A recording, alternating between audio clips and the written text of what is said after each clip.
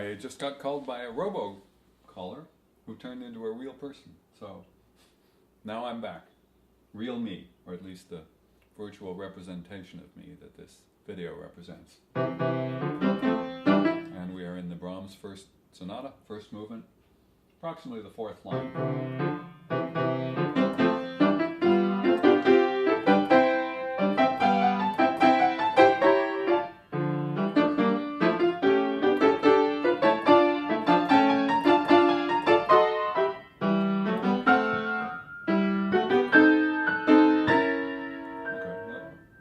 Section stuck rather more than it did the first time through. And part of the reason is that I'm much more comfortable with the fingering. It's still a little bit iffy in terms of the whys of it, that there's not enough completely defined decisions, but a goodly number of them.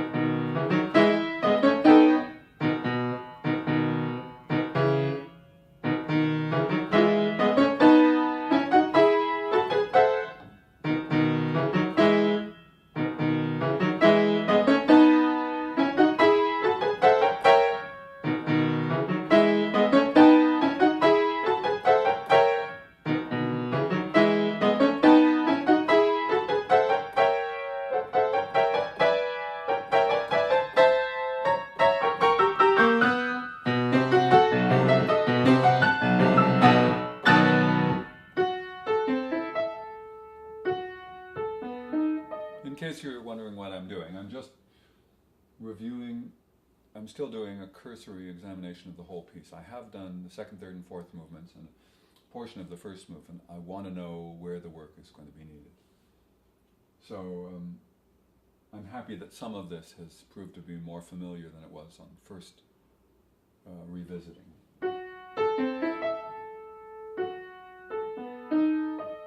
Second theme.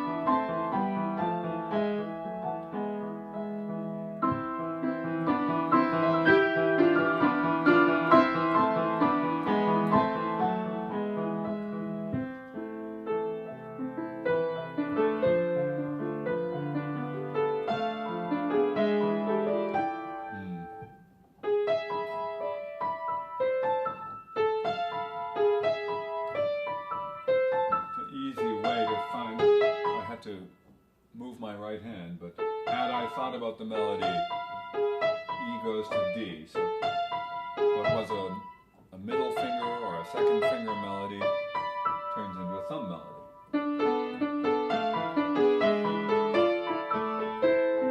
And it shifts its emphasis as well.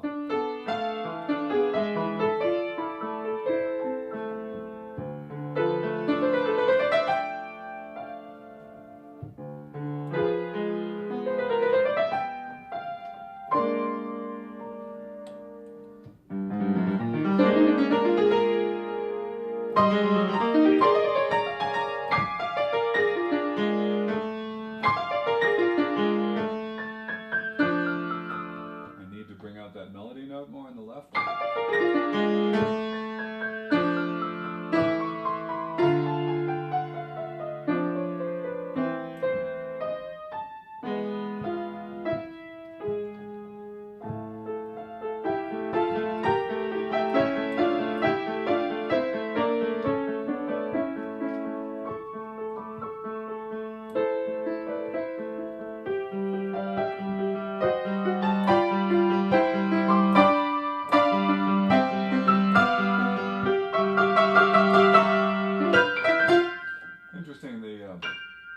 He wants room for this arpeggiation. This is the first ending. He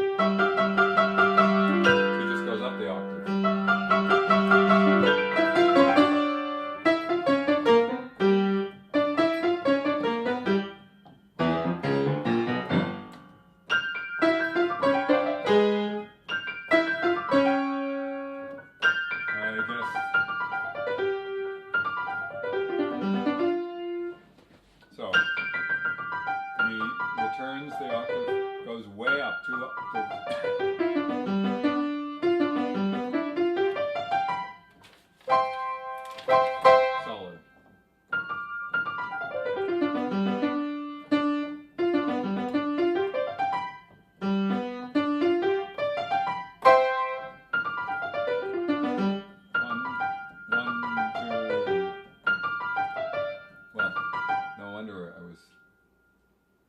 distinctly confused. I was thinking of this in sixes. 1, 2, 3, 4, 1, 2, 3, 4. Now it's sixes. So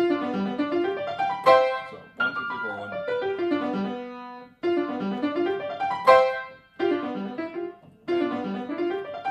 Physically, what makes it memorable if I play the thumb twice on D's. Thumb again. So.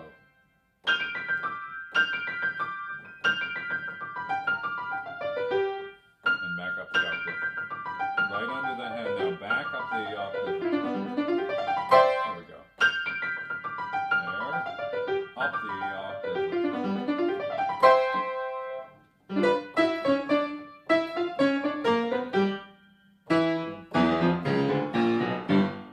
This is just decoration of G7.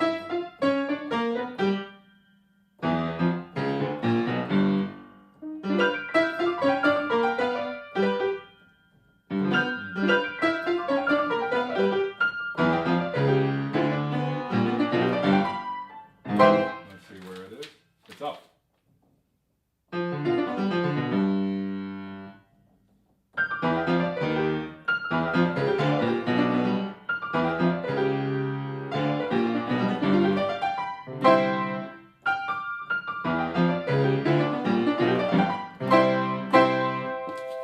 I presume it's broken. It has to be broken.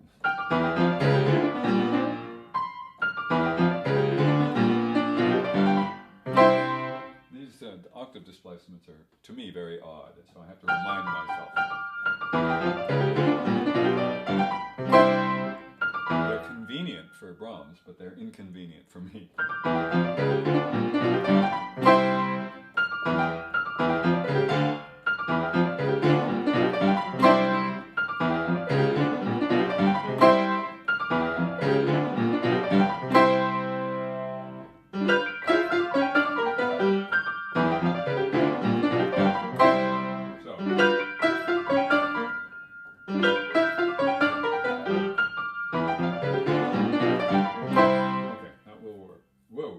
Second time through.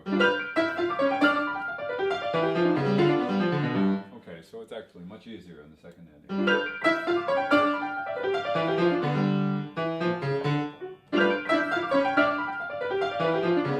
Something else to note, as he finishes these truncated relations, he also makes them dissipate in energy. They're no longer slurs. It's slur and then not. And not, so.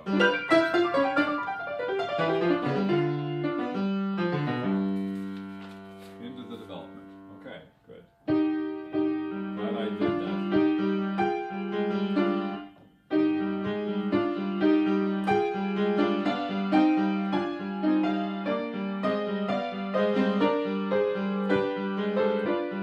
I must say, there are several fingerings, like the third finger here, that I just followed and they worked really, really well. So that's a certain advantage, to not have to relearn, not having to relearn things that you've already made what you consider reasonable decisions about. So it doesn't mean I won't change my mind. It just means that I want to first honor the past me, even if it's only a couple of weeks ago or many years ago. It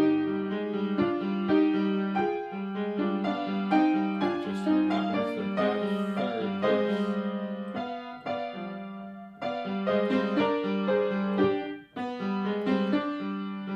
that's the little tricky Brahms.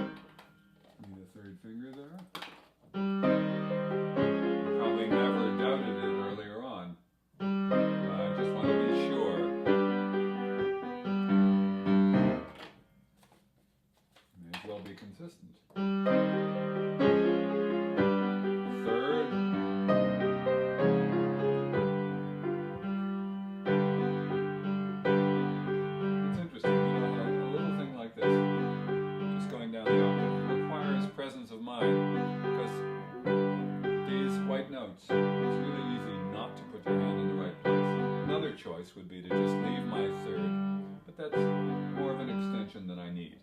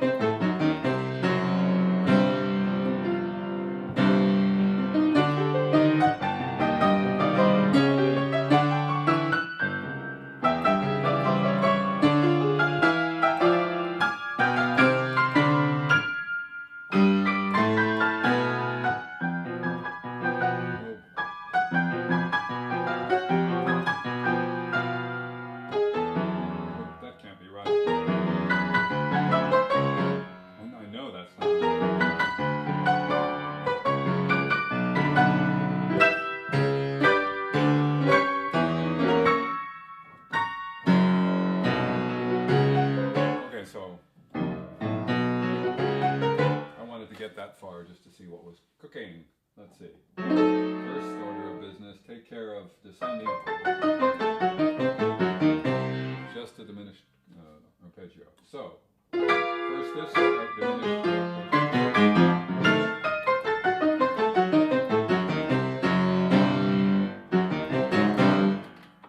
Just a reminder that second finger works very well on F sharp. So gets me 1, 2, gets me 3.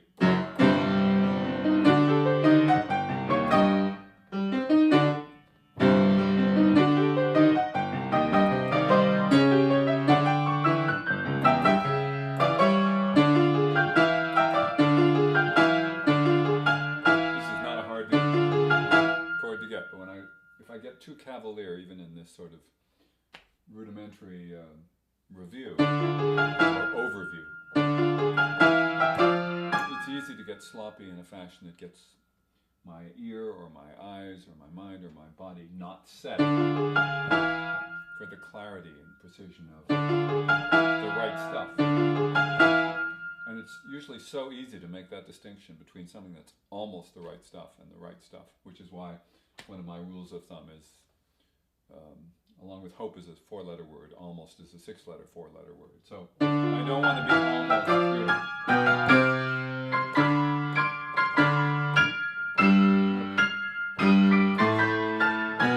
Okay, again,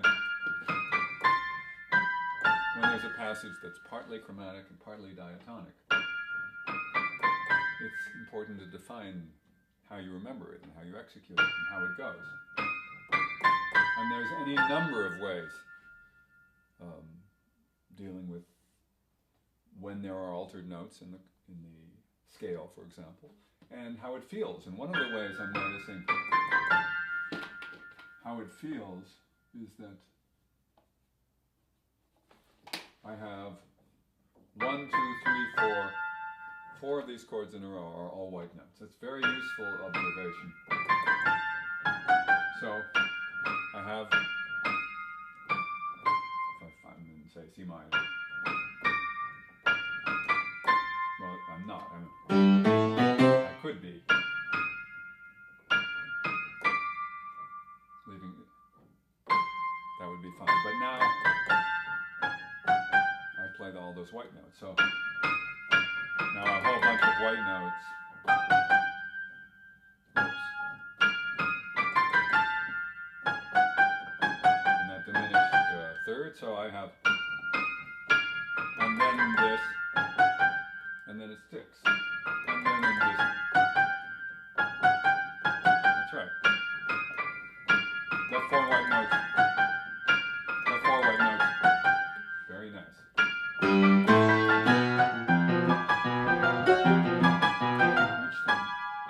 There's a chromatic upturn, a whole tone downward, up, whole tone upward. Now this time it's whole tone. Now it's, so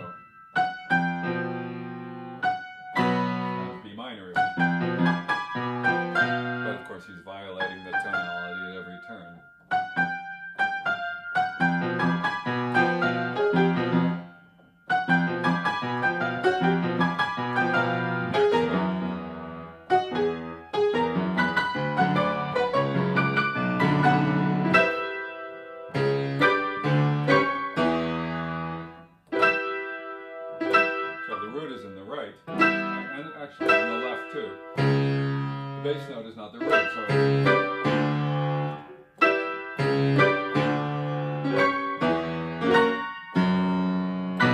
I am in B minor legitimately, or obviously.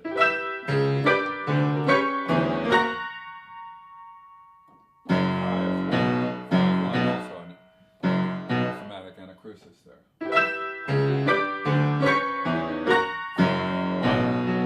Okay, let's go back to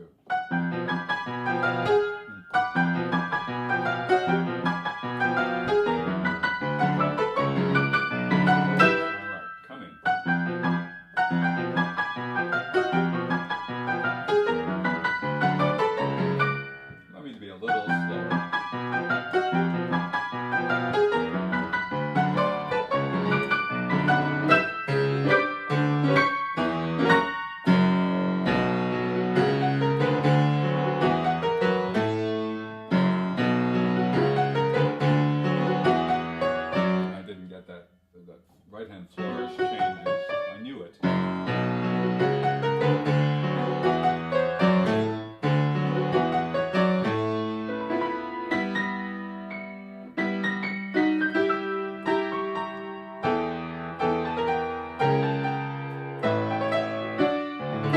It's funny how sometimes an incidental figure, when you stare at it or confront it,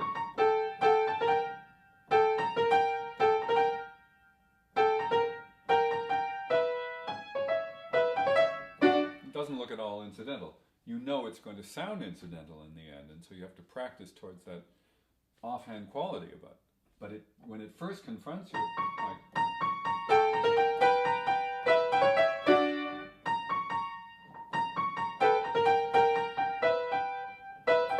you wonder why there's such complexity in here. Anyway, that's not for me to decide. It is for me to know that it can't possibly sound as complicated as it initially felt. The other thing I have to make sure to do is to mark those A sharps, lest I do weird things like that.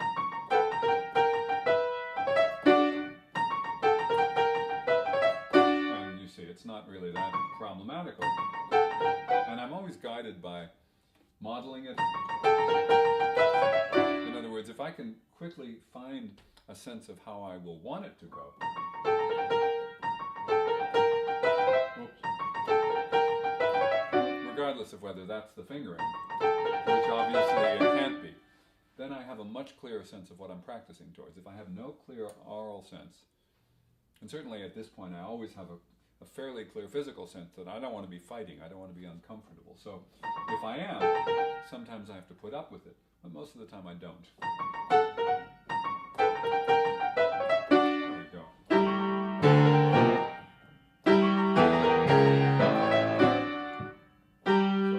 Actually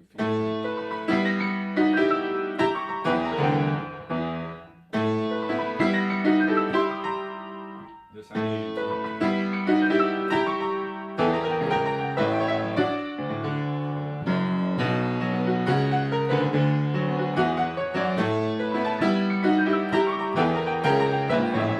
Close.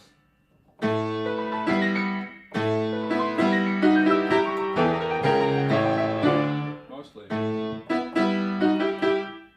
feature that. We wrote it in one battle, the melodic line.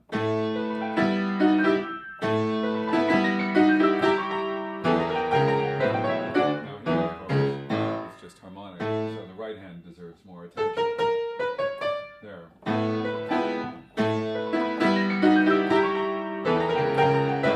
Of course, the right hand is answering the low left. There we go.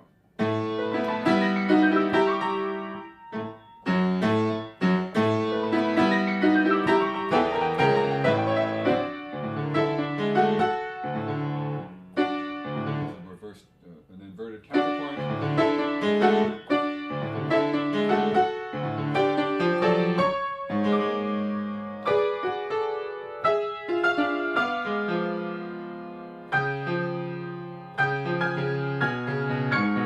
I often find that doing what I just did then is a waste of time. In other words, I slowed way up to make sure that I had time to make all kinds of decisions for both hands, which meant that my attention bopped back and forth between the hands, trying to read the right chords, make sure everything was right. But the problem was, there's absolutely no flow associated with that. There's no sense of connection, no idiomatic sense of ease. So it's far preferable in those circumstances to say, you know what, this is too hard. It feels too hard. It looks too hard. I'm thinking too hard. So you stop doing that. And then, for example, I look at these right hand notes, and they've got a lot of accidentals in them. F double sharps and a D sharp, and then G sharp and E sharp and G sharp. Well, white note sharps are always difficult to read. Double sharps are always difficult to read. It's worth noting that there's a major third up here and a minor third up there. Also that there's a reversal from white-black to black-white. So here's all white. And there's C sharp acting as the dominant of the next key, F sharp minor. So this is really easy to play. It's really not easy to read. And the left hand is not a big deal either. C sharp 7 is the dominant of F sharp. So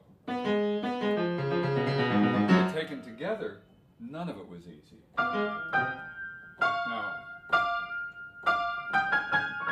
that's even easy to play without looking at the keyboard, without pondering it that much. So this time I'm going to look at my left hand, just, and lo and behold, it's done.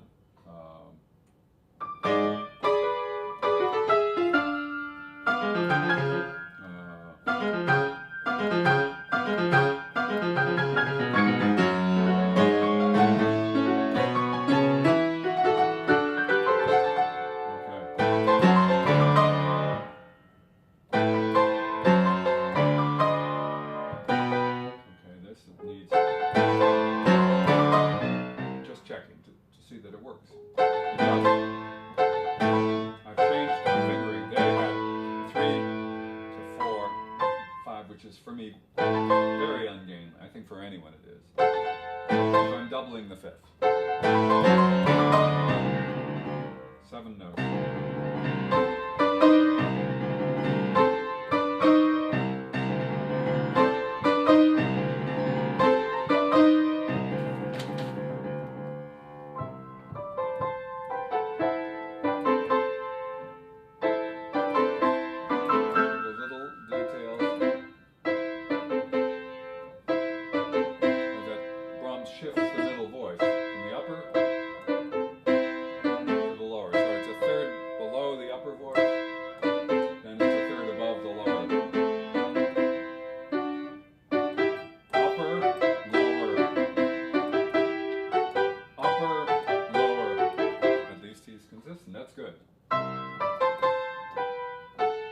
That's in reaction to the right hand, which is upper, upper, upper, then just thirds.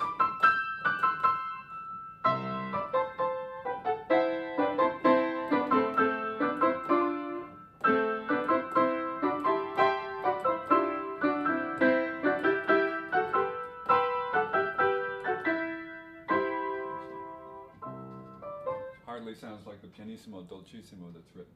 That's learner mode for you.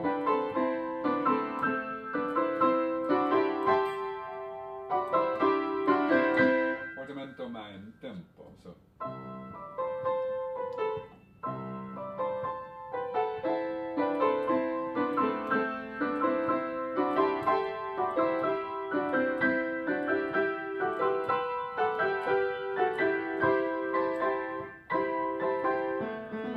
Again, sevens.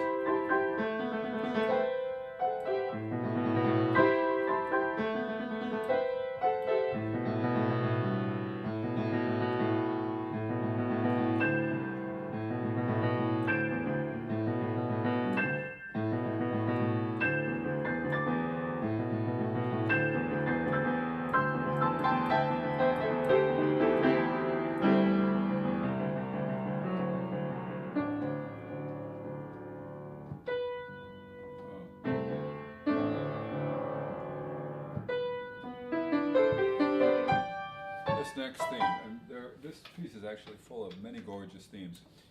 It reminds me when I was doing research on the Opus 8 piano trio, the one that Brahms revised 30 years after he first wrote it, 35 years or so after he first wrote it.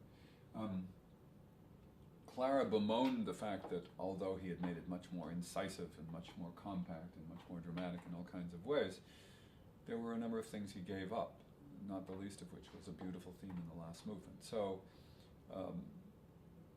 Brahms, I certainly in my investigation would say he matured dramatically and greatly as a composer. That doesn't mean that he grew a new creative spirit. He became much the better craftsman. But in this case, there's all kinds of really gorgeous experiences that come right from his immediate imagination. Yes, there was craftsmanship, but there certainly was raw talent, and I like to celebrate that. Even when you hear or feel the young composer making missteps, the fact that he loved music and loved song and was able to celebrate it, and loved orchestra even before he wrote for orchestra. He loved orchestral settings. And this is full of abounds with that kind of stuff. It's just really nice to see that he had a fully formed creative spirit even at this young age. So, here we go.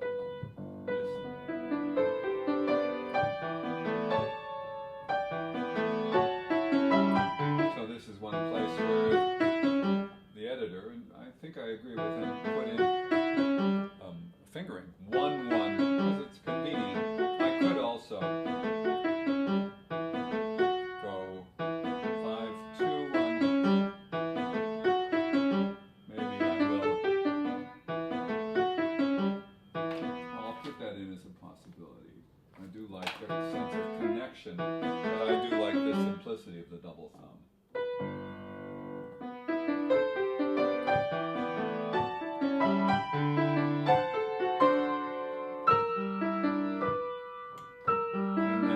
Himself redivides because it's impossible not to without making a mess. I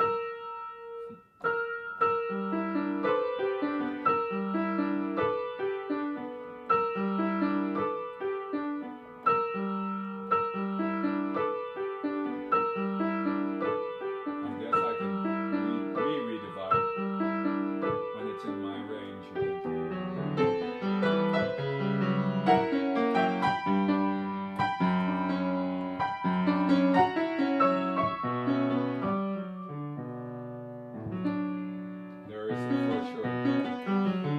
Where that double thumb really works well. Not the double thumb, the chord double thumb, but rather the melodic double thumb. Here, coming from black to white, very nice. Well, actually, it's the same kind of situation. So, since I'm doing it there, I've changed mine, and I'm going to use the double thumb at the beginning as well.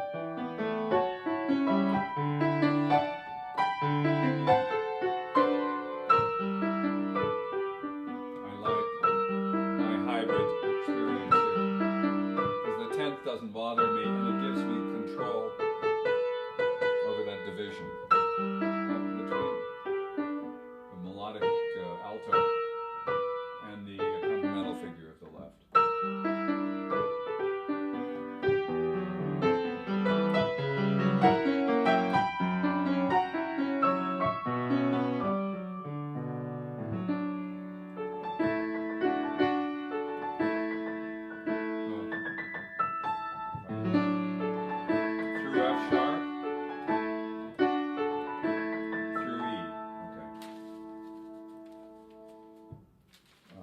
Hidden by the decrepitude of my score.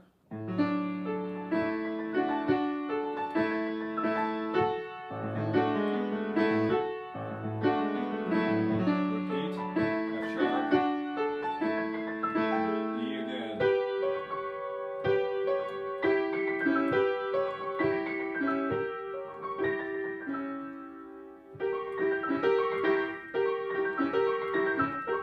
Yeah, I'm going to go from thumb and then back to thumb on a different note.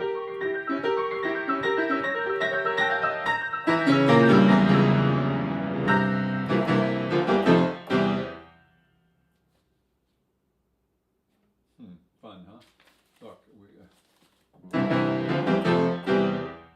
We are in the recap here, but we're on a 1/7 chord. So whereas it's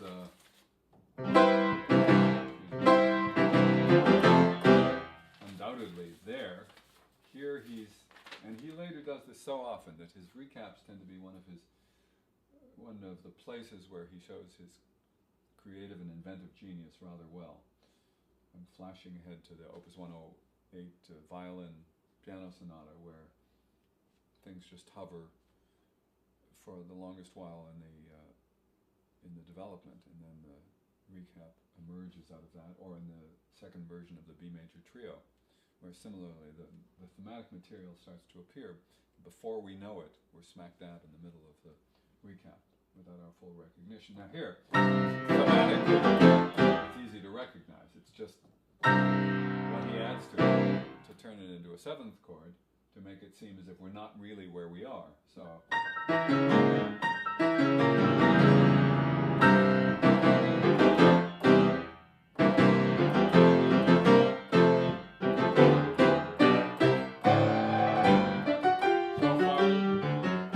except for the 7ths, it's very similar to what was at the beginning.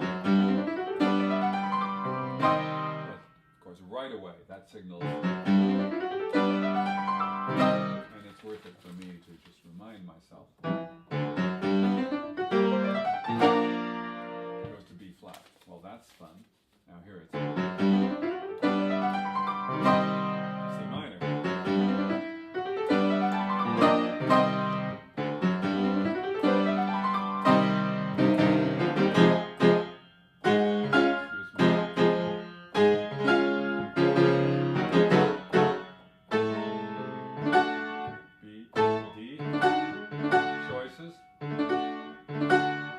Here, because I'm going to an F sharp,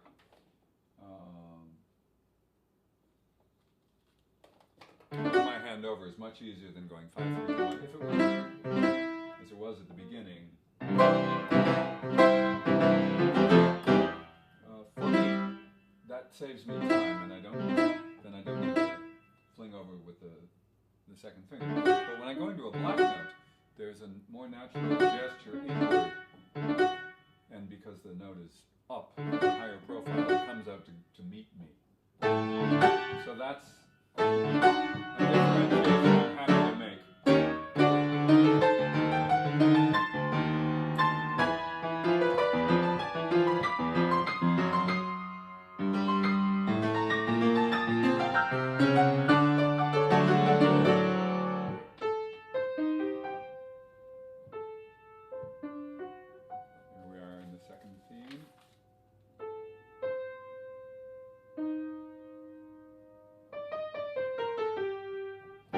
Because the first version of the second theme, let me find it.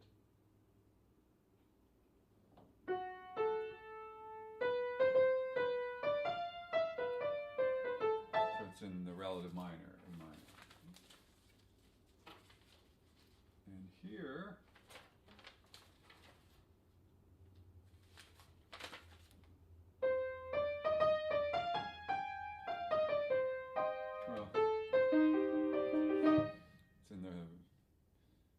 it's actually in the parallel major, the parallel minor.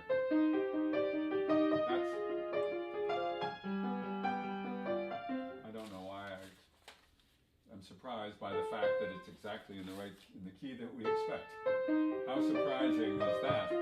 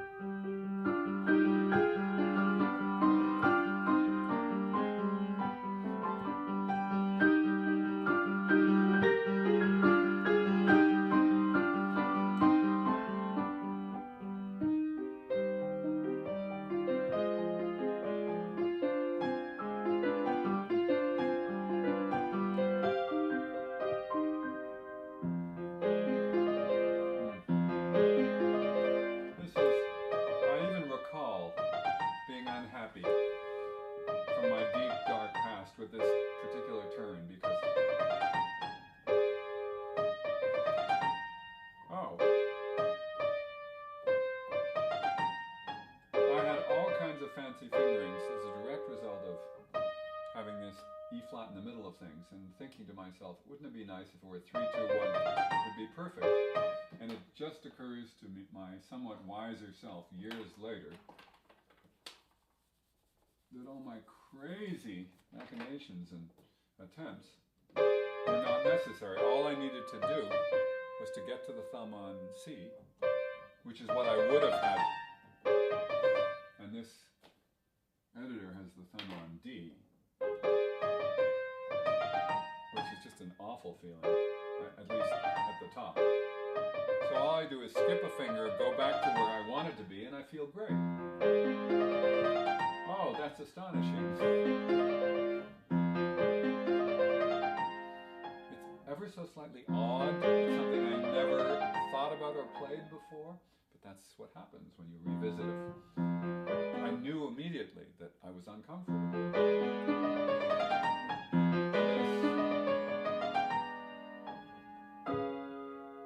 Great.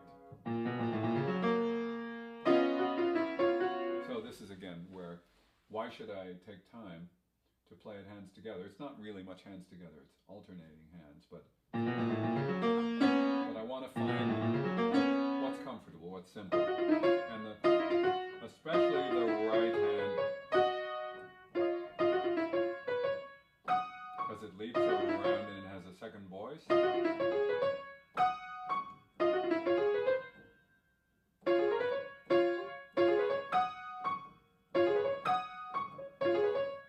Interesting thing here.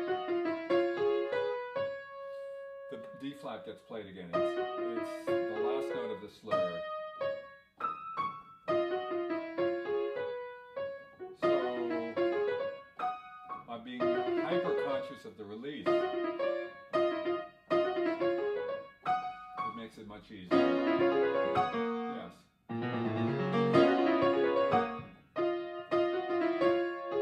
Also, since I know I'm not really going to hold on till the very last moment, I'm going to remind myself by telling myself to let go. Let the foot at the very last moment help me. It's one of those instances where tempo, ease, and phrasing make something sound more connected by your commitment to its simplicity and its gracefulness than being enslaved by what is said. That there's a slur linking these together. So many people will not even bother to try to link anything like this.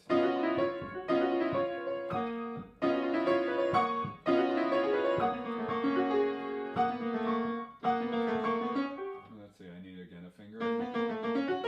Why not use the fingering I used an octave below? It worked perfectly there. So both of them work perfectly.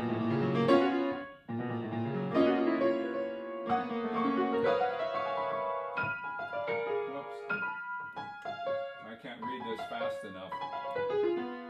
So why don't I tell myself what the chord is? It's just what they call a D flat major 7th here.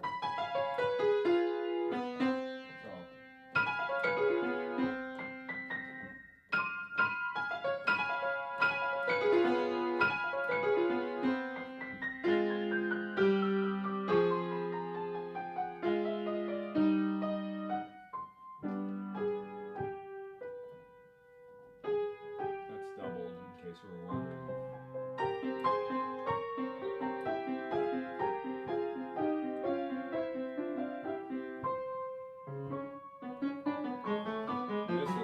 Change from the exposition.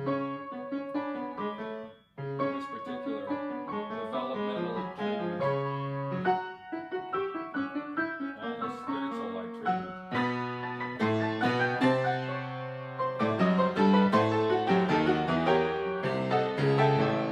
So,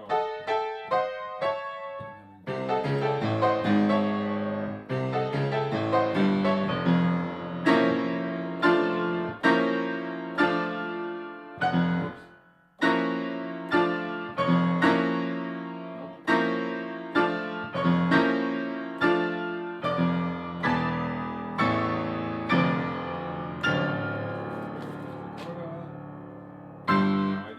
in that special blue writing, SP, standing for sostenuto pedal, a suggestion of the essential genus of this presence that lasts. And I certainly performed it this way, and I rather like it. I know it's not what Brahms had available to him in 1853, but it's available now, and it's the sort of thing where you kind of figure, well, in 1850 the grand piano was just getting perfected. Who knows what kind of piano he was practicing or composing on. He had certainly a fuller range of sonority than his predecessors, the Liszts and Chopins and Mendelssohn's had, but I rather think that it works well. Because he's writing, he has a very, very strong dominant pedal sense, and I'm certainly not being a purist if I use the sostenuto pedal, but it's one of those cool things that's possible to do. People do all kinds of things. For example, reorchestrate Schumann because they don't like the thickness of his textures, or in the case of Stravinsky, under-orchestrating things, writing in chamber versions of things that were larger. But of course, he was allowed to because he was the composer. Here I'm going to give myself permission because I like it. Boy, too fast for what I'm able to do right now.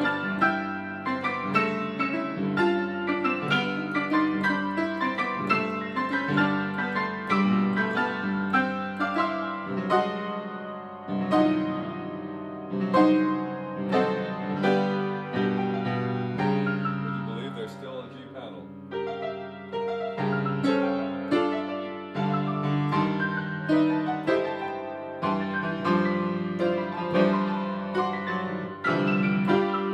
Still a G. Now there isn't.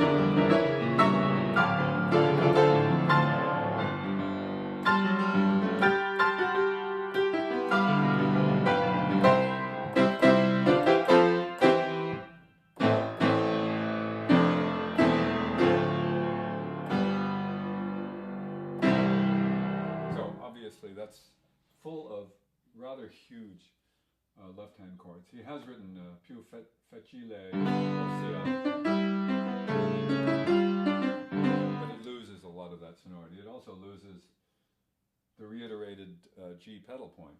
We get it only half as often. So I'm going to go with, I take that back, yes, he puts it up an octave, so it changes the sonority quite a lot.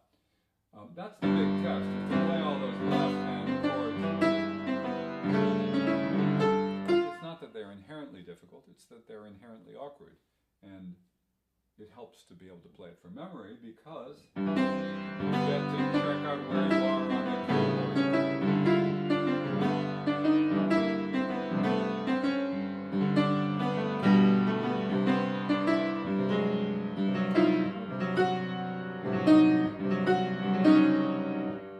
This editor suggests a double thumb.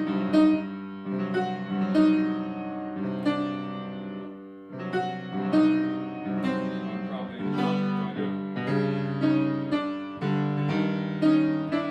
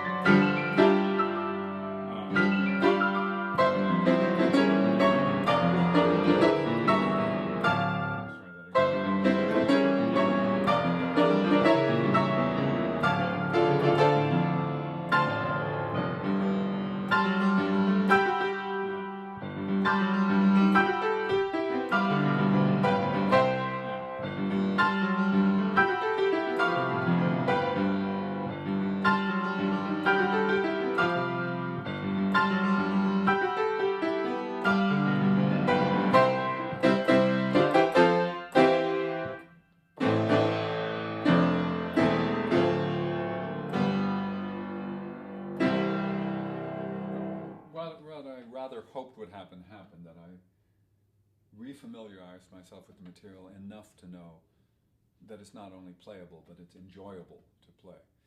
There are a number of awkward things demonstrating certainly that Brahms was often not respectful of all the pianists who would come after him and play his music. He certainly looks as if he had a biggish hand, and wrote some rather uncomfortable things, and it's up to us to put up with it or refinger or redivide in accordance with what makes us comfortable to make the music come out as persuasively as possible. But I do feel that my body has an affinity for the music as well as my ear and my mind. So I'm looking forward to really getting down to it and making sure that I reconnect with it. But it is an old friend, and I can feel its friendliness coming back, bubbling to the surface relatively quickly. So let's hope you'll share the experience with me later on. Bye.